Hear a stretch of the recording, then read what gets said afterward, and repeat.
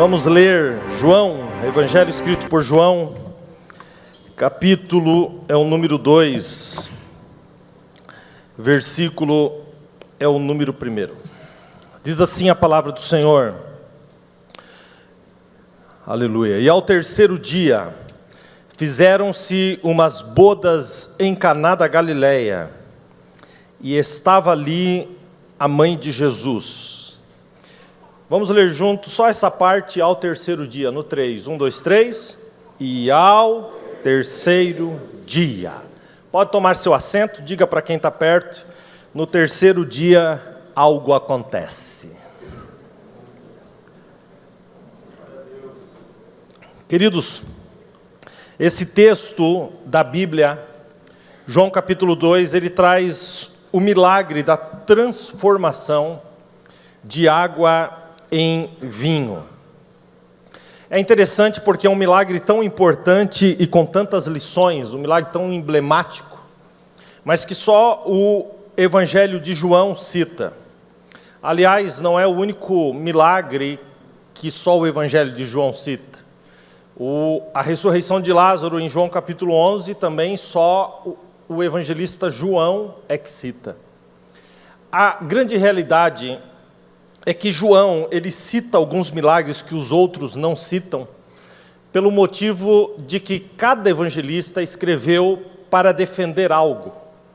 Quando a gente pega o evangelho de Marcos, ele vai apresentar Jesus como o servo sofredor.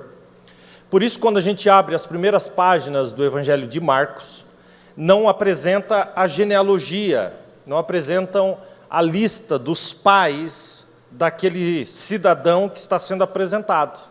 Então, no Evangelho de Marcos não tem genealogia. Quando Mateus vai escrever o Evangelho, ele vai apresentar Jesus como rei. E todo rei tem que ter uma linhagem. Então, como ele está defendendo Jesus como rei, ele começa o seu Evangelho apresentando a linhagem de Jesus, a genealogia de Jesus, desde Abraão, passando de geração em geração, passa por Davi e chega em Jesus, trazendo o reinado de Cristo como rei, o transformando ou o deixando legítimo através da sua genealogia, porque ele está defendendo aquilo. Quando Lucas vai escrever o seu evangelho, então observe, Marcos, ele não tem genealogia porque é o servo sofredor. Mateus vai um pouco mais longe, vai até Abraão, para mostrar que Jesus é rei. Quando Lucas vai escrever o Evangelho, segundo Lucas, ele vai escrever o Evangelho, ele apresenta Jesus como o Filho do Homem. Então, Jesus como o Filho do Homem, ele está defendendo que Jesus, mesmo sendo Deus, foi 100% homem. E nessa defesa dele, então, ele começa o Evangelho de Lucas, não sem genealogia, nem indo até Abraão como Mateus, mas ele vai até Adão, o primeiro homem, porque ele está defendendo aquilo. Agora, João vai defender Jesus como o Filho de Deus. Então, João, ele não deixa Jesus sem genealogia, nem vai até Abraão, nem vai até Adão. Ele vai na eternidade. Por isso, quando você abre o Evangelho de João, capítulo 1, versículo 1, diz assim: no princípio era o verbo estava com Deus, e o verbo era Deus. Ele vai lá na eternidade buscar. A defesa de João é uma defesa que revela o Cristo como o Filho de Deus. É por isso que no Evangelho de João, João faz questão de mostrar o nome próprio de Deus tantas vezes. O eu sou. O nome próprio de Deus, o nome que Deus disse a Moisés no capítulo 3 de Êxodo. Quando me perguntarem quem tu és, o que eu vou dizer? Diga que o grande eu sou te enviou. O nome próprio de Deus, o tetagrama, o Iavé, o nome de Deus. E o Evangelho de João, defendendo a divindade de Jesus, apresenta Jesus se apresentando como eu sou o tempo todo. No capítulo de número 4, quando Jesus tem o encontro com a mulher samaritana, e a mulher samaritana naquele diálogo, não é o assunto, mas quando ela vai conversando com Jesus e chega um ponto que ela diz assim: eu sei que quando o Messias vier, ele nos ensinará todas as coisas. E a resposta de Jesus é olhar para aquela mulher e dizer: mulher, eu sou o que falo contigo. Jesus se revela para aquela mulher como Deus. É no Evangelho de João que a gente vê a descrição de Jesus o tempo todo, trazendo o nome de Deus e a divindade sua o tempo todo. Se você abrir o Evangelho de João, no capítulo 6, aparece Jesus dizendo: eu sou a luz do mundo. Se você abrir o Evangelho de João no capítulo de número 8, ele diz: eu sou a luz do mundo. No capítulo de número 6, ele diz: eu sou o pão da vida. No capítulo de número 8 ainda, ele diz para os judeus: antes mesmo que Abraão existisse, eu sou. No capítulo 10 de João, ele diz: eu sou a porta. No capítulo 11 ele diz: eu sou a ressurreição e a vida. No capítulo 14 ele diz: eu sou o caminho, a verdade e a vida. No capítulo 15 ele diz: eu sou a videira verdadeira. Ele está dissipando toda e qualquer dúvida. Jesus é Deus. Jesus é Deus. E João sabe disso. Para João, Jesus é o Filho de Deus, ele não tem dúvida disso. E nessa defesa de João, ele vai então revelar alguns milagres que os outros não revelam. Ele deixa claro que pelos sinais se percebia nitidamente que Jesus era o Filho de Deus, que Jesus era Deus. Por isso, ele vai mencionar este milagre. Quando a gente olha para esse milagre e descortina aí o capítulo 2 para falarmos dessa transformação de... Não, pode deixar no 1 ali. E a gente descortina o capítulo 2 para entrarmos nesse assunto tão impressionante, tão maravilhoso. O capítulo 2, versículo 1, começa fazendo uma menção, gente, e nada está ali por acaso. Ele começa dizendo: e ao terceiro dia. A pergunta é: ao terceiro dia do quê? O que aconteceu antes, que agora, ao terceiro dia, Jesus vai começar os seus milagres?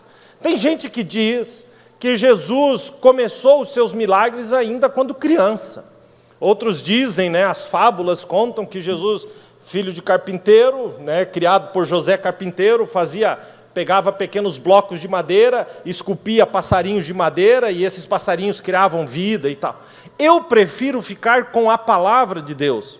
A palavra de Deus, no capítulo 2, versículo 11 de João, diz: e Jesus principiou os seus milagres aqui. É a palavra que diz. Então, eu preciso crer na palavra e entender que o primeiro milagre de Jesus foi esse: transformar água em vinho. Mas o que acontece antes, que é tão importante, que João começa o capítulo 2 dizendo: ao terceiro dia depois do que aconteceu. Então, quando a gente volta no capítulo 1, a gente percebe uma conexão fantástica, fenomenológica, incrível e maravilhosa. Quando a gente volta no capítulo 1, a gente vê um discípulo, até então não discípulo, mas um que estava sendo convocado para o discipulado, Filipe, encontrando Natanael, debaixo, Jesus vai dizer que Natanael estava debaixo de uma figueira, mas Filipe não menciona que o encontrou debaixo de uma figueira. Filipe chega diante de Natanael e diz: olha, nós encontramos o Messias. E Natanael pergunta: de onde? Ao que Filipe responde: de Nazaré. Então, Natanael, desacreditado, olha para Filipe e diz assim: pode vir alguma coisa boa de Nazaré? E Filipe, então, por revelação, libera uma frase que estava presa na eternidade. Qual é? Filipe olha para Natanael e diz: vem e vê. Essa frase, ela é uma dinamite no Evangelho. É óbvio que o terceiro dia uma vez que essa frase está sendo liberada, esse terceiro dia iria acontecer alguma coisa. Por quê, pastor? Porque o evangelho, gente, é baseado basicamente em 3 palavras: vem, vê e ide. Vem, vê e ide. O vem é a salvação. O vê é a revelação. E o ide é a missão. Todos nós fomos chamados, vem, para a salvação. O vê é a preparação, a revelação de quem Jesus é. E o ide é a missão natural. Ainda que muitos crentes gostem de parar no vem, querem ser salvos e parar ali. Outros se aventuram indo um pouco mais além e querem a revelação de quem Jesus é, o estudo da palavra de Deus, o conhecimento bíblico. E ainda tem outros que vão mais longe e aí cumprem essa missão. Mas muitos de nós queremos a salvação, mas não queremos a revelação nem a missão. Outros querem até a salvação e a revelação para poder ser bem articulado e ter uma boa teologia. Mas poucos querem a missão, que é o ide. Mas o que acontece aqui é que Filipe está dizendo para Natanael, vem e vê. Quando Filipe diz, vem e vê, Filipe está dizendo, você não só vai conhecer Jesus, como você vai ter uma revelação de quem Ele é. Filipe não sabe disso, mas Filipe está sendo um instrumento de Deus na eternidade, para liberar esta frase. Natanael, então, decide seguir, decide ir até onde Jesus estava. E quando Natanael chega diante de Jesus, Jesus olha para Natanael e diz assim, Natanael nem abriu a boca, nem se apresentou. Jesus olha para ele e diz, eis aqui um verdadeiro israelita em quem não há dolo. Observe que agora vai começar o que? A revelação. Primeiro ele veio, agora vai começar a revelação. Quando Natanael ouve isso da boca de Jesus, ele olha para Jesus e diz, da onde tu me conhece? Para saber que eu sou um israelita e em mim não há dolo. Da onde tu me conhece? E aí Jesus vai dar a continuação da revelação e diz assim, antes que Felipe te chamasse, eu te vi debaixo da figueira. Gente, quando lê esse texto, a gente pensa que Natanael estava debaixo de uma figueira, numa sombra, e Felipe passa e tem essa conversa e ele segue. Não é isso que a Bíblia está dizendo.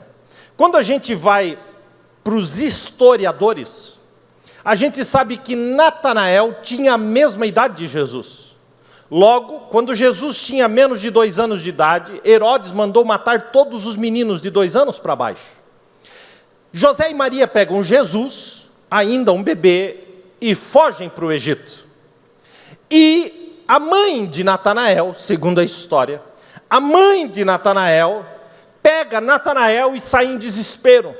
Mas ela se depara com a guarda romana. E nesse desespero ela pega o bebê, o filho, e esconde debaixo dos galhos da figueira. Só Natanael e ela sabiam dessa história, que ele foi livre da morte, sendo escondido nos galhos da figueira.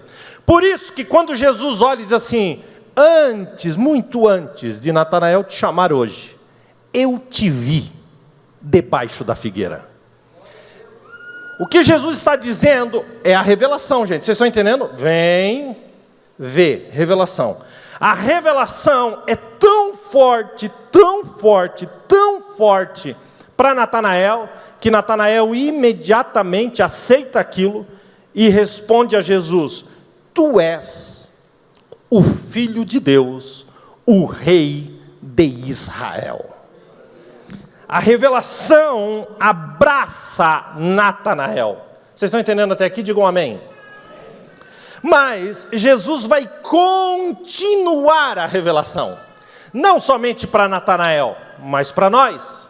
Então Jesus vai dizer para Natanael, porque eu te vi debaixo da figueira, tu crê? Deixa eu te falar, Natanael. Coisas maiores do que essa verás. Eu acho isso fantástico. Porque Jesus não apenas é um Deus que conhece o teu passado, mas já tem um futuro de coisas maiores preparadas. Ele diz, porque eu te vi passado. Tu te impressiona? Coisas maiores, olha a conjugação verbal, verás. Ou seja, eu tenho um futuro, Natanael, de coisas muito maiores do que já foi o teu passado. Vocês estão entendendo?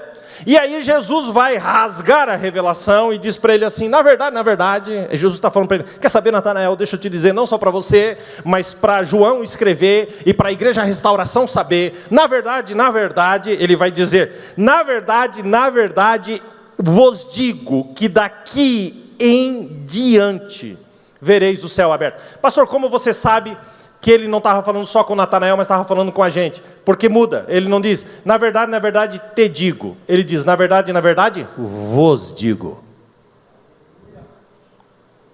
Ele não está dizendo, na verdade, te digo. Ele diz, na verdade, vos digo. E nesse vos digo, eu estou incluído e você também.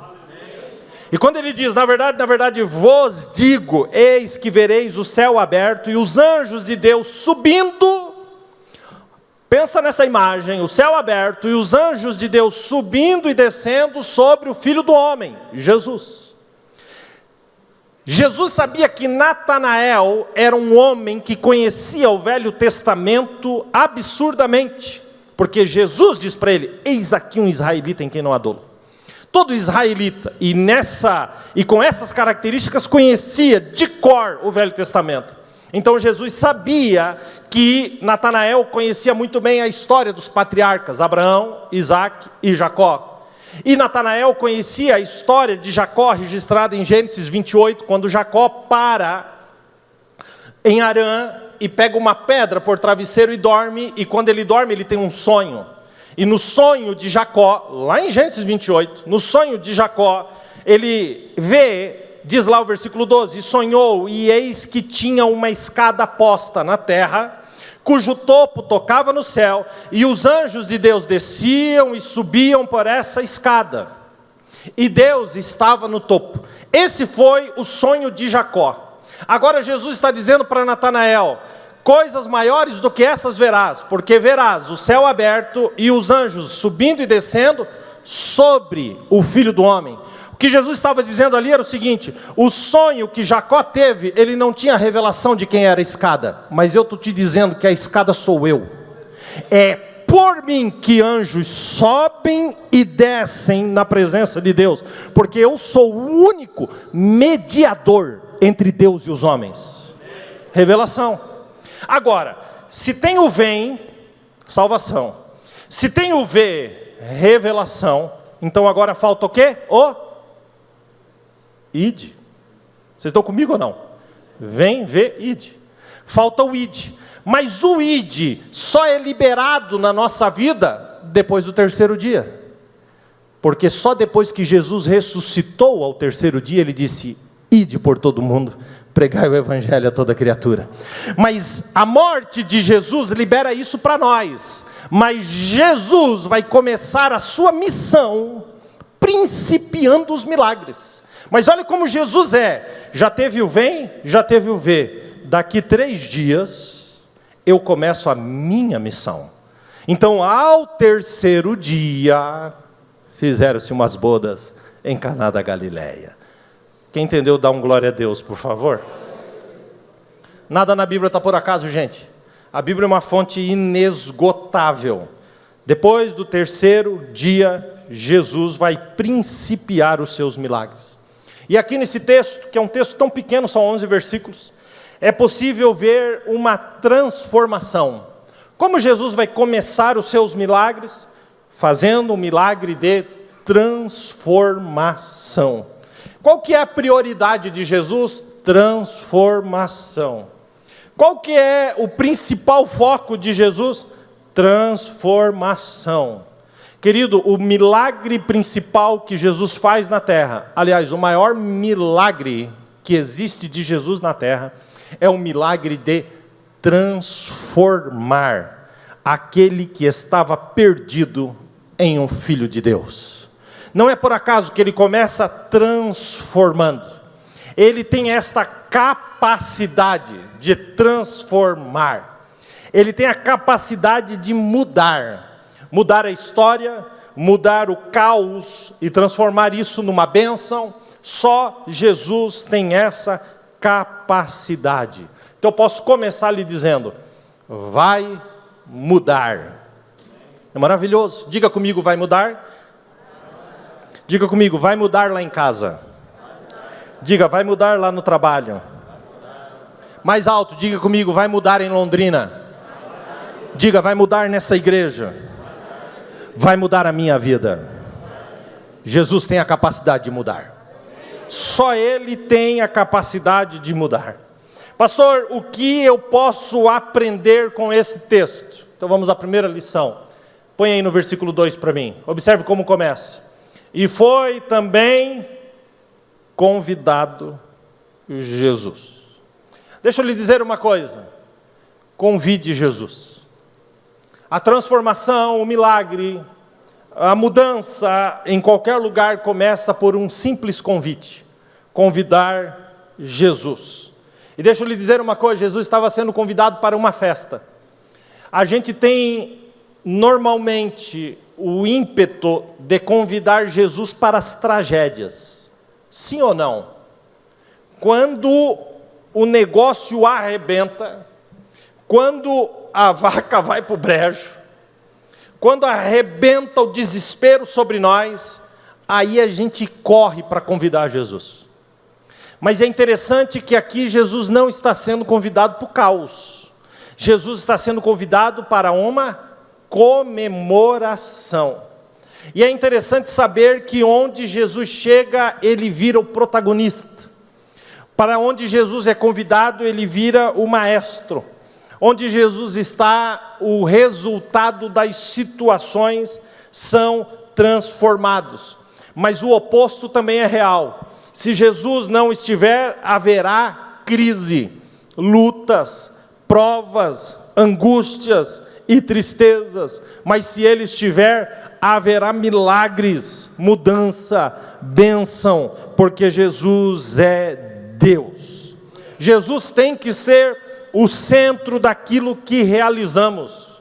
E é uma loucura não convidá-lo para a nossa vida. E existem coisas que a gente acha que está debaixo do nosso controle, como foi o noivo, a noiva deste casamento. Eles tinham tudo sob controle, mas de repente alguma coisa escapou do seu controle. É bem possível, a Bíblia não fala, mas talvez tenha faltado planejamento neste casamento. Mas a presença de Jesus traz esperança. Onde Jesus está, o teu problema não te torna problemático. O teu problema é resolvido pelo poder que há no sangue desse Jesus precioso, antes que você se torne um problemático. Então, querido, não deixe que a desilusão te afaste de um Deus que é real. É entender que a gente não está sozinho na caminhada da vida. É entender e perceber a presença desse bom pastor. O mundo pode estar desabando, mas o nosso lugar está seguro no Senhor. E deixa eu lhe dar um conselho: deixa Deus ser Deus. Não queira manipular, interferir, deixe Deus trabalhar. Convide Jesus para entrar. É dizer para Ele numa simples oração: Jesus, Tu é o meu convidado, venha para a minha casa, sente-se na minha mesa, alimente-se comigo, viva comigo no dia a dia. É ansiar por esta presença, como o salmista anseia no Salmo 42:1, ele diz assim: como a corça anseia pelas correntes das águas, a minha alma anseia por Ti, ó Deus, a minha alma tem sede de Deus, o Deus vivo. O vinho que termina ali, ele representa a alegria, a esperança, a fé, mas ele vai terminar. E é nesses momentos que a gente tem que perceber Deus. É muitas vezes quando falta a alegria, a esperança e a fé, que a gente percebe que tem um convidado especial que pode mudar completamente a nossa vida. Jesus foi convidado para entrar. Quem entendeu isso, diga amém. Curva a sua cabeça aí, feche os seus olhos. Vamos fazer uma oração juntos aqui para continuar. Jesus, nós te convidamos. Te convidamos a estar sempre aqui neste lugar, nesta casa, nesta igreja. Ore comigo pela sua casa agora e diz: eu te convido, Jesus, para ir embora comigo. Eu te convido para morar na minha casa. Eu te convido não somente para as minhas tragédias, mas também para as minhas comemorações. Eu te convido para todas as áreas da minha vida. Eu te convido para o meu casamento. Eu te convido para a criação dos meus filhos. Eu te convido para a minha família. Eu te convido para os meus negócios, para o meu trabalho. Eu te convido para o meu dia a dia. Eu te convido. Você é o convidado especial, o principal, o que não pode faltar. Aceite esse convite. Amém. Que coisa preciosa.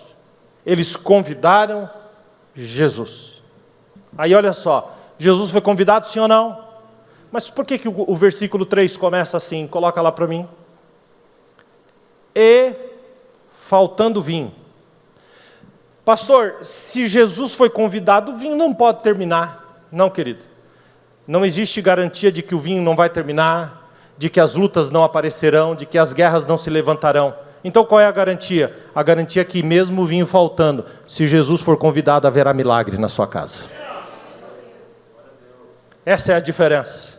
É ter a plena convicção de que Jesus fará o milagre. Uma festa de casamento, gente, durava 7 dias. E se faltasse vinho, a família era passiva de ser até processada. Porque para o judeu isso é uma vergonha máxima. 7 dias de festa. A Bíblia não diz porque faltou. Talvez faltou planejamento. Talvez convidou muito mais gente. Sabe aquele negócio? Convido 300 para 100 aparecer. Mas naquele dia convidou 300, foi os 300 mesmo. E talvez tenha faltado, não sei, né? E casamento é um negócio difícil de planejar. Quando eu e a Lu, nós fomos casar, fizemos uns convites, e o meu sogro, pastor muito conhecido aqui na cidade, leu o nosso convite de casamento no púlpito da igreja, e disse: todos estão convidados. E os irmãos, vocês sabem como os irmãos são irmãos queridos e amigos, e esses irmãos saíram dali e também convidaram seus vizinhos, amigos e primos, e tios de outras cidades. De modo que a gente tinha uma expectativa de um casamento de 300 pessoas. E foram 700 pessoas. Eu nunca fui num outro casamento que teve tanta gente igual o meu. Nunca. Eu nunca também vi, num metro quadrado, tanta gente que eu nunca vi na minha vida. Me cumprimentando. E eu pensei comigo: gente do céu, essa gravata deu mais passe de ônibus do que dinheiro. Só que é claro, o meu sogro, que não era esse noivo, ele, extremamente exagerado, matou um boi. E graças a Deus, não sobrou nenhum chifre para contar a história, mas todo mundo comeu. Eu não sei se teve uma falta de planejamento desse noivo e dessa noiva, mas a grande realidade é que o povo foi festando e o vinho terminou. Quantas vezes nós já não fizemos projetos, criamos expectativas e tivemos a plena certeza de que nada daria errado, mas o que aconteceu? A tragédia bateu na porta, os planos escoaram, a tristeza te abraçou, e quando tudo deu errado, só tinha uma vantagem nessa festa, é que tinha um convidado lá na sala. Um convidado diferente. Um convidado que tem o poder sobre todas as coisas. Então, as tragédias também podem bater na sua vida, mas se Jesus é o convidado especial da tua casa, você pode contar com Ele nos momentos difíceis. Ele estava sentado ali. Eu não sei, querido, qual é a tua crise, nem o que você está vivendo, ou se as tuas expectativas não passam de um sorriso nas redes sociais, e escondem um coração triste e amargurado, e lágrimas que você chora longe das pessoas. Mas eu quero lhe dizer, o Senhor conhece. E quando Jesus é convidado, você pode descansar. Se Jesus está na casa, todas as coisas, ainda que saiam do seu controle, continuam no controle de Deus, porque Deus continua assentado no trono. É Deus quem garante este milagre na sua casa. Quando a gente lê Jeremias 31, 25, o Senhor diz assim: restaurarei o exausto e saciarei o enfraquecido. Quantos de nós não nos sentimos exaustos, cansados? A gente cria uma expectativa, vai ter um feriado na terça-feira e eu vou descansar. Quando chega a quinta, você está morto de novo, você está se arrastando de novo, porque não é apenas um cansaço físico, mas um cansaço da alma. E Deus diz: restaurarei o exausto e saciarei o enfraquecido. Isaías, escrevendo a respeito de Deus, no capítulo 40, versículo de número 29, ele diz: Deus fortalece o cansado e dá vigor ao que está sem forças. Convide Jesus para a festa, e mesmo nos momentos das tragédias da vida, Ele estará contigo, porque Ele não é somente o pastor dos pastos verdejantes, mas Ele também é o pastor do vale da sombra da morte. Ele está contigo em todas as circunstâncias. Ele está. Queridos, esse texto me mostra que Jesus aprova a alegria na família. Jesus ama famílias alegres. Olha, Jesus foi convidado para uma festa. Jesus aprova. Então você não precisa ter a cara tão feia. A Bíblia diz que a alegria do coração aformoseia o rosto. Sabe o que significa, gente? É que se a gente compreender a palavra de Deus, a gente fica até mais bonito. E olha que é difícil, mas Jesus faz milagre. A alegria do coração aformoseia o rosto. E o que me preocupa é ver uma geração que dá risada no trabalho, é ver um povo que brinca na rua, que é querido pelos colegas, mas em casa é o pior. Nunca, jamais, sob nenhuma hipótese, grita na rua, mas grita em casa. Não xinga palavrão para o patrão, mas xinga em casa. É impressionante a capacidade que temos de dar o pior para a nossa família e sermos o melhor para os outros. Queridos, é a família que estará segurando nas tuas mãos nos teus últimos minutos de vida. Não serão amigos, nem patrões, nem nada disso. É a família. Família é o nosso bem mais importante.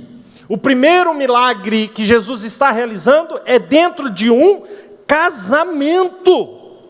E quando você se alegra, Deus aprova e faz milagre, porque Deus quer que você seja feliz. Deus quer, e nós servimos um Deus que transborda o nosso coração de alegria.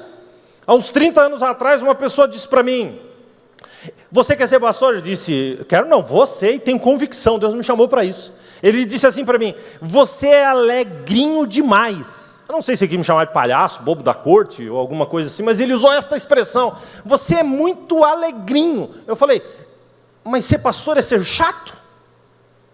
Ser pastor é ter a cara fechada? Então eu acho que eu não vou conseguir ser, a menos que eu seja um pastor diferente. Botei na minha cabeça: você é um pastor diferente então, um pastor que ri, um pastor que é feliz, um pastor que se alegra. Só que à medida que eu fui me aprofundando na palavra, eu descobri que essa não era só a minha vontade, mas era a vontade de Deus para a minha vida, porque Deus quer que a gente seja feliz. Deus quer, e eu quero aqui, né,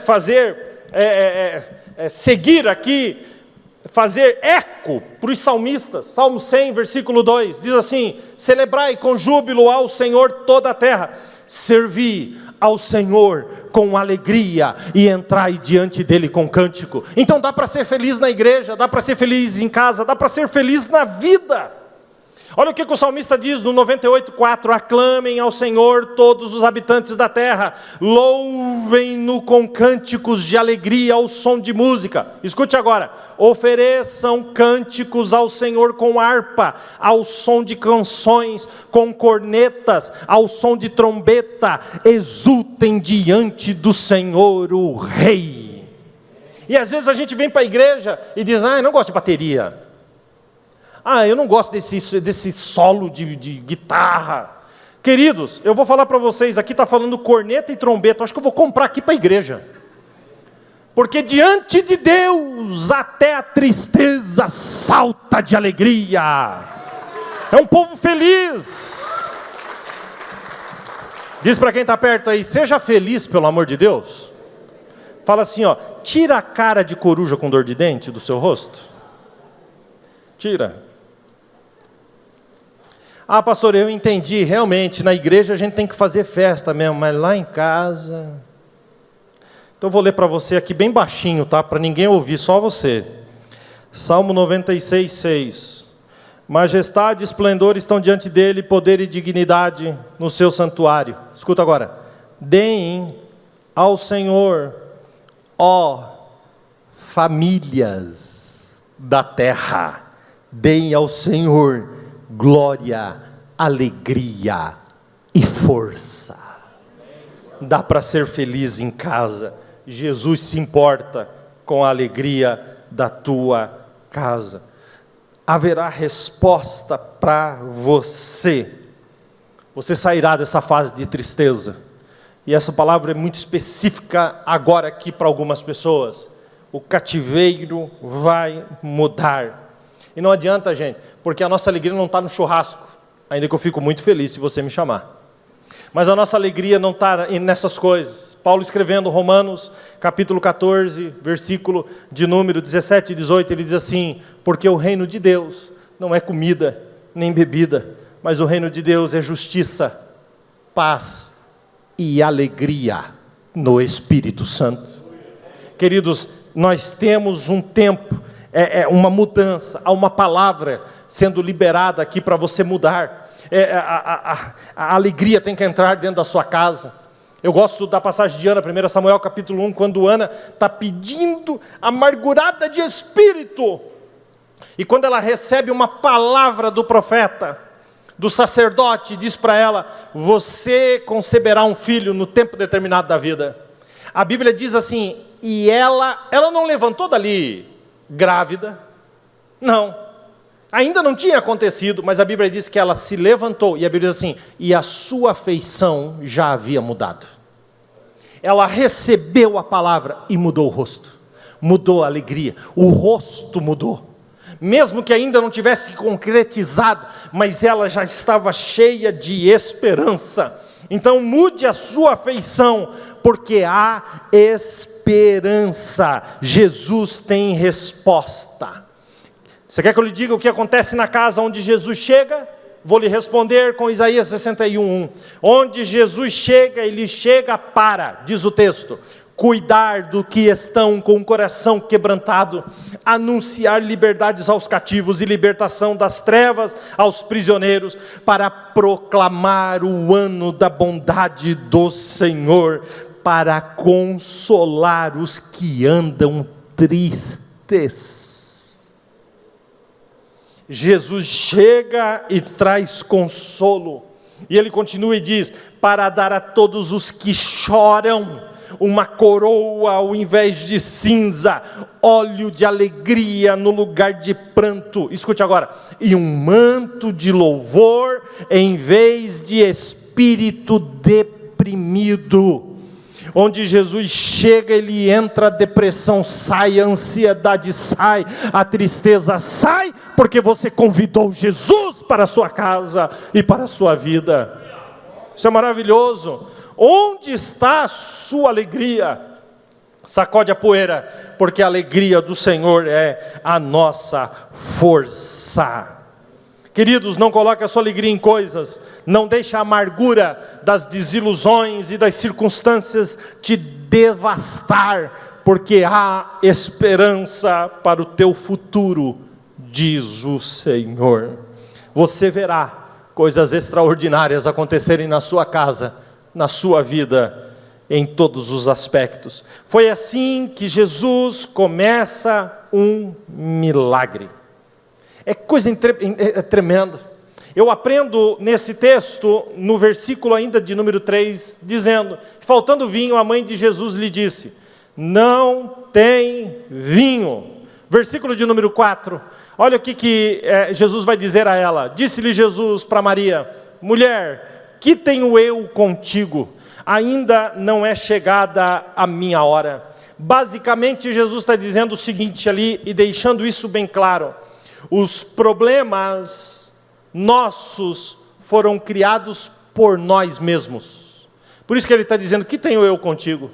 Esse problema é mais ou menos o seguinte: esse problema não fui eu que levantei, não fui eu que fiz, não fui eu que criei. Esse problema se deu por falta de planejamento, por imprudência, por alguma coisa relacionada a isso. Jesus está deixando claro, gente, que os nossos problemas são criados por nós mesmos. Nós criamos os problemas porque tomamos decisões erradas, porque nos lançamos em pensamentos humanos, e nós criamos os problemas. E quando os problemas estão criados e feitos por nós, no desespero, muitos de nós ainda colocam a culpa em Deus. E diz: será que Deus não está vendo? Será que Deus não percebe o meu sofrimento? Logo, é culpa de Deus que não faz nada. Mas querido, Jesus está dizendo para Maria: que tenho eu contigo? Jesus está deixando bem claro: o problema é seu, quem criou foi você e as suas decisões equivocadas que te colocaram onde você está. Mas se você me convidou, eu posso entrar no problema, transformar o problema e transformar a sua vida. Os problemas foram criados por nós, mas essa mulher, Maria, ela é uma mulher extraordinária.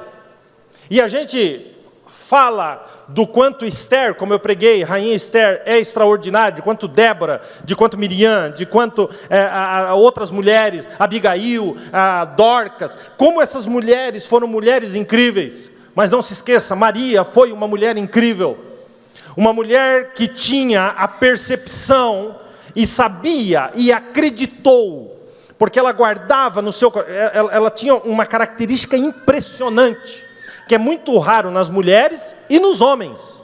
Qual é? Ela guardava segredo. A Bíblia vai dizer em Lucas capítulo 2, que ela via as coisas acontecer com Jesus e ela guardava tudo no seu coração. Mas agora, ela entendeu, ela teve discernimento que era chegado o momento de principiar os milagres, de que alguma coisa Jesus ia fazer. Então ela insistiu naquele momento. Ela percebeu que aquele terreno era o terreno para o milagre. Então ela persistiu. E Jesus gosta da persistência. Ela gosta. Aí olha o que Maria vai fazer. Quando Jesus dá essa resposta: mulher, que tenho eu contigo? Ainda não é chegada a minha hora. Olha o que ela faz. Ela toma essa lambada, mas olha o que ela faz no versículo seguinte. Põe para nós. Sua mãe disse aos serventes: fazei tudo o que ele disser. Querido, o milagre começa quando a gente começa a ouvir o que Deus está falando. Fazei tudo o que ele disser. No meio da sua crise, comece a ouvir Jesus. A alma dela sabia, e ela percebeu o milagre. Faça tudo o que ele vos disser. Quem aqui quer receber milagre, levanta a mão e diga amém. Comece obedecendo. A raiz do milagre é a obediência. E nós devemos viver os milagres através da obediência. Querido, se eu fosse dar um tema para essa mensagem, eu ia colocar assim: a revelação das talhas. Porque o próximo versículo é um divisor de águas, e nós vamos ler juntos. E estavam ali postas quantas talhas? 6 talhas de pedra. Para que as talhas? Para as purificações dos judeus. Cada uma cabiam 2 ou 3 almudes. Um almude é 40 litros. 2 almudes, 80 litros. 3 almudes, 120 litros. João escrevendo diz que era entre 2 e 3, então não era nem 120 nem 80, era mais ou menos 100. Se eram 6 talhas, nós estamos falando de 600 litros de água. Olha o que vai acontecer no versículo seguinte, no 5. Disse-lhe Jesus: enchei de água essas talhas. Sim ou não? E o que eles fizeram? Encheram-na até em cima. Aqui, no versículo anterior, volta ali no 6 para mim. No versículo anterior, eu percebo algumas coisas naquela casa. Jesus é chamado para um lugar de intimidade na casa, que era o lugar das purificações, onde eles se lavavam, onde eles se limpavam. Quando Jesus entra, Jesus, que era o convidado que estava na sala, agora vai entrar no lugar de intimidade. Estão entendendo isso ou não? Porque a gente convida Jesus para entrar, mas quer que ele fique na sala. Onde Jesus entra, ele vai fundo. Quando Jesus chega no lugar da intimidade, ele vê quantas talhas? Aqui nós achamos o primeiro erro. A casa dos judeus tinham que ter 7 talhas. Porque 7 é o número da perfeição, o número de Deus. Nesta casa, tinha somente 6 talhas. 6 é o número do homem. Então, só esse número já nos aponta para algo. Ali na intimidade, Deus foi tirado, e quem comanda é o homem. Entenderam isso até aqui? Aí ele diz assim: encham as talhas de água. As talhas estavam vazias. E para que serviam as talhas? Para purificação. Então nós descobrimos o segundo ponto. A purificação daquela casa estava desligada, inutilizada. Então nós temos uma casa onde o homem manda, e quando eu falo homem, digo o ser humano manda, e mais, é um ser humano que não se purifica. Vocês estão entendendo isso ou não? Quando Jesus passa pelos vasilhames dos vinhos, os vasilhames estavam vazios. Por que Jesus não faz o milagre ali? Porque Jesus vai mais à frente e diz: o problema não está aqui. O problema está aqui. O problema não está só na falta de vinho. O problema está na falta de purificação. O problema é que nessa casa, Deus foi tirado. A talha 7 foi descartada. E ficaram só com 6 talhas. Vocês estão entendendo isso ou não? Aqui nessa casa quem manda sou eu, o homem. Aqui nessa casa quem manda sou eu, a mulher. Aqui nessa casa quem manda sou eu, o ser humano. E onde eu mando eu não preciso me purificar, porque eu vou pela minha cabeça. Eu não preciso me preocupar com isso. Deus está fora, purificação 0 e está tudo certo. Mas onde que isso arrebenta? Isso arrebenta na alegria. Isso arrebenta na esperança. Isso arrebenta na falta de vinho. Isso arrebenta no conhecimento de Deus. Isso arrebenta na festa, na comemoração. A gente leva do jeito que a gente quer, mas isso vai arrebentar em alguma coisa. Então Jesus olha e diz assim: primeira coisa, encha de água as talhas. Vamos restabelecer a purificação dessa casa. E se cada talha cabia 100 litros, e eu estou falando de 600 litros, não tinha mangueira, não tinha caminhão-pipa, não tinha o caminhão do corpo de bombeiros. A água era tirada no baldinho, lá no poço. Baldinho por baldinho. Se cada balde cabiam 6 litros, nós estamos falando de quantos baldes? 100 baldes. Para encher 600 litros nas talhas. O que isso nos mostra? Por que Jesus não diz assim: água, vem? Ele tem poder para isso, sim ou não? Só que Jesus está falando: não, você vai buscar balde por balde no poço. O poço fala do nosso relacionamento com o Espírito Santo de Deus, que é a água viva. E esse relacionamento requer de nós esforço, constância, balde a balde, para que a gente seja purificado. Vocês estão entendendo ou não? E lá vão eles, balde a balde, balde a balde, balde a balde. E quando eles tiram todos os baldes, 600 litros de água, e isso que eu acho fantástico, põe no próximo versículo, olha o que eles fizeram, e disse-lhe, tirai, não, um antes por favor, e disse-lhe Jesus, enchei de águas essas talhas, e encheram-nas até em cima. Eu amo esses servos, esses serventes, porque eles disseram, já que a gente está aqui, então agora nós vamos até o fim, nós não vamos desistir, nós não vamos parar no balde 80, se é 100 balde, nós vamos até o final, e nós vamos encher até em cima, porque Ele pediu, e se Ele pediu, o milagre vai acontecer. É levar o seu relacionamento com Deus até as últimas consequências. E depois que as 6 talhas estão cheias, coloca o próximo ali, olha o que Jesus diz, tirai agora e levai ao mestre-sala. Queridos, a Bíblia diz assim, que Jesus manda encher as talhas de água. Do que eles encheram as talhas? De água. Quando Jesus manda eles pegarem um copo e tirar a água e levar lá para o mestre-sala, o cerimonialista do casamento, era água ou era vinho? Era água. Era água. Eles encheram de água. Até onde? Até em cima. Então eles pegam um copo, enchem de água. Não é um copo como esse, porque não eram copos transparentes. E enquanto, olha o que está escrito lá, levai ao mestre-sala. E levaram.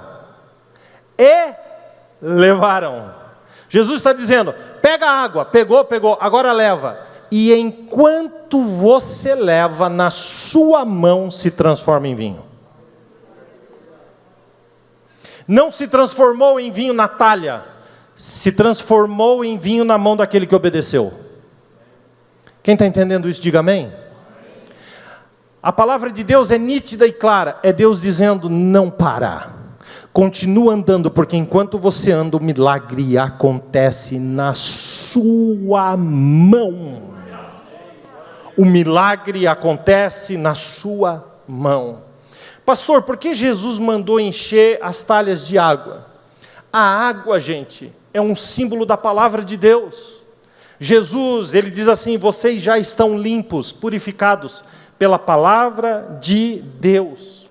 O que nós aprendemos aqui é que na intimidade da casa, o que rege a nossa vida tem que ser a palavra de Deus. Deixa eu deixar uma coisa bem clara aqui para você. Todo milagre é baseado na palavra de Deus. Quem entendeu, diga amém? Qual é o papel que a palavra de Deus tem na sua vida? Ela é o teu guia? Ela é inerrante na sua casa? Eles tinham toda a estrutura das talhas, mas não tinha água. Nós temos aqui toda a estrutura da igreja, mas você talvez não tenha intimidade com o Espírito Santo. Há uma estrutura pronta para as nossas purificações, porque somos lavados na palavra. Todo domingo somos lavados na palavra, mas talvez as suas talhas estejam secas. E onde está seco, o homem manda, e onde o homem manda não tem purificação, e onde não tem purificação, falta alegria, e se falta alegria não tem milagre. É vivermos por aquilo que aprendemos. Levai ao mestre-sala, e levaram. Sabe por quê? Porque não existe milagre sem a sua participação. Quem transforma água em vinho? Jesus. Mas quem enche as talhas? Você. Quem transforma água em vinho? Jesus. Mas quem leva para o mestre-sala? Você. A sua participação é extremamente importante. Olha o versículo 9 agora, nós estamos quase terminando. E logo que o mestre-sala provou a água feita em vinho, não sabendo de onde viera, se bem que o sabiam os servos que tinham tirado a água. Ninguém sabe o que Jesus faz, só os servos. O mestre-sala não sabe. O noivo não sabia, a noiva não sabia, os convidados não sabiam, mas os servos. Tira a água do poço, enche as talhas e vocês vão ver os milagres. É na intimidade, é os servos que sempre sabem o que Jesus está fazendo. Olha o que ele vai fazer, levar ao mestre-sala, e aí diz a última frase, chamou o mestre-sala ao esposo. É interessante que o mestre-sala não chama Jesus, porque ele não sabia que era Jesus que estava fazendo. Ele achou que isso fosse uma obra do noivo e da noiva. Por isso ele manda chamar o esposo, o noivo. Queridos, é exatamente assim. Quando Deus trabalha na nossa intimidade, as pessoas olham e até acham que você é uma bênção, mas não sabem elas que é Jesus na sua vida, trabalhando na sua intimidade. Eles não sabiam. E aí ele manda chamar o noivo, e aí vamos para o desfecho da história. E disse-lhe o mestre-sala ao noivo: todo homem põe primeiro o vinho bom, e quando já tem bebido bem, ou inferior, mas tu guardaste até agora o bom vinho. Isso aqui revela exatamente a diferença entre nós e Deus. Ele está dizendo ali para o noivo, todo mundo, ou seja, ele está falando o ser humano, ele começa com o melhor e termina com o pior. Mas aconteceu alguma coisa aqui que inverteu isso. E se a gente olhar para a nossa vida, vocês podem perceber como é que os nossos relacionamentos começam? O melhor. E à medida que o tempo passa, como é que fica? O pior. Como é que os nossos planos começam? O melhor. À medida que o tempo passa, como é que vira? O pior. Como é que os nossos projetos começam? Esperança, alegria e tal. Como é que termina? O pior. A gente sempre tem o melhor no começo e o pior depois. Então o mestre-sala toma um choque e diz assim: o que está acontecendo aqui? O que está acontecendo aqui? Que o melhor ficou para o final. Não é comum, não é normal, não é assim que acontece. Então eu quero liberar uma palavra de Deus para a sua vida e para a sua casa. E eu quero que você levante a sua mão. O melhor tempo da sua vida está por vir. Na sua casa chegará dias de alegria, de honra, de paz, de doçura, de cura, de prosperidade, porque Deus, onde Ele chega, Ele inverte, e o melhor fica para o final. Fica para o final. A esperança. Quem recebe, diga glória a Deus.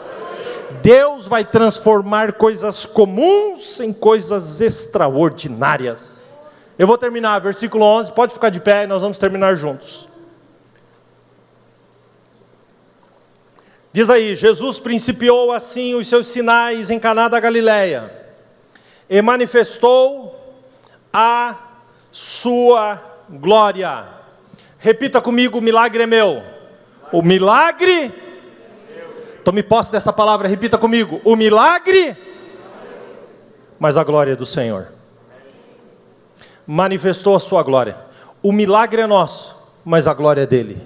A provisão é nossa, mas a glória é dele. A mudança dentro de casa é nossa, mas a glória é dele. A mudança no casamento é nossa, mas a glória é dele, porque toda a glória pertence ao Senhor.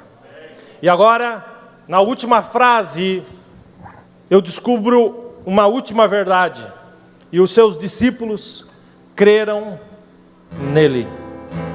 E essa frase me choca, porque eu descubro que, se os discípulos creram, eles já eram discípulos e não criam. Então tem discípulo que não crê. É bem possível que você seja uma pessoa que, se for questionado, diz: não, eu sou discípulo, eu sigo Jesus, eu vou na igreja. Mas não é essa a minha pergunta. Minha pergunta é: você crê? Porque você pode ser um discípulo que não crê. Porque eu posso estar pregando aqui numa grandiosíssima guerra em favor da tua casa, mas você não crê. Eu posso estar aqui numa peleja pelos teus relacionamentos, mas você não crê. É bem possível que eu esteja pregando aqui e você está me rebatendo. Ah, pastor, mas você não conhece a minha realidade. Ah, pastor, mas você não conhece a minha casa. Ah, pastor, mas você não conhece a minha vida. Ah, pastor, mas você não sabe o que eu passo. Ah, pastor, mas para isso acontecer tem que acontecer isso, tem que acontecer aquilo, tem que acontecer. E você fica fazendo parafusos na cabeça. Gente, eu estou aqui para lutar por vocês, por nós, por esta casa, por esta igreja, por estas famílias. E a gente fica nesse processo. Somos discípulos, a gente vem à igreja, a gente lê a Bíblia, a gente quer viver, mas a gente não crê. Não crê. Os discípulos creram nele, não criam até aqui. Quantas vezes cometemos as mesmas coisas? Então seja bem sincero para responder aí para você. Você é o discípulo que crê? Ou você é um discípulo que não crê? Mas eu quero lhe dizer que mesmo eles não crendo, Jesus entrou na casa. Eu quero lhe dizer que mesmo eles não crendo, Jesus disse: enche as talhas de água. Mesmo eles não crendo, Jesus disse: tira daqui e leva lá para o mestre-sala, porque o milagre vai acontecer. Mesmo eles não crendo, a tragédia, que não é por acaso, aonde? Num casamento. O primeiro milagre é numa família. Jesus ama as famílias, ama as casas, ama os casamentos, os filhos, os relacionamentos. Ele ama tanto que mesmo os discípulos não crendo, ele disse: eu vou fazer mesmo assim. Eu vou fazer mesmo assim. E Jesus fez. Então eu posso lhe dar uma palavra. Você pode até não estar acreditando, mas Jesus vai entrar lá na sua casa. Você pode não estar acreditando, mas Ele vai purificar a sua vida e te refinar na fornalha da aflição, e te purificar como ouro na sua mão. Você pode não crer, mas o milagre vai acontecer. Quando você estiver caminhando, você vai dizer: o que aconteceu aqui? A alegria voltou, a esperança voltou, a fé voltou, porque o melhor de Deus vem no final. Deus tem algo tremendo.